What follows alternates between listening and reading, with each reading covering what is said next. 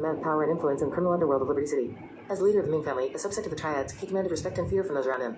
With his sharp wit and ruthless demeanor, Zhou Ming had risen through the ranks to become one of the most powerful figures in the city. When the opportunity arose to take on the position of the new Triad boss, Zhou Ming saw it as a chance to solidify his dominance. He wasted no time in making his presence known, offering jobs and favors to those who could help him achieve his goals. But he was not without enemies. Huang and Wu Li, two formidable figures in the Triad world, stood in Zhou Ming's way. They too had their eyes set on the coveted position of Triad boss, and they were not about to let Zhou Ming take it without fight. The rivalry between three men was fierce, each vying for the favor of Xing Xiaoming, the current Triad boss. Zhou Ming's involvement in illegal activities only added fuel to the fire. Drug trafficking, counterfeiting, gambling, he had his hands in it all. His wealth and power seemed limitless, and he used it to his advantage. But his arrogance and recklessness often got the better of him. One night, in a fit of rage, Zhou Ming brutally murdered one of his own associates, cutting out the man's heart inside an ambulance parked in a closed garage. The act sent shockwaves to the criminal underworld, solidifying Zhou Ming's reputation as a violent and bloodthirsty leader. But for all his power and influence, Zhou Ming was not invincible. His selfishness and greed blinded him to the dangers that lurked around every corner. And when Huang and Wu Li finally made their move against him, Zhou Ming found himself facing force he had underestimated. In the end, Zhou Ming's downfall came swiftly and mercilessly. His overconfidence had been his undoing, his own hubris leading to his demise.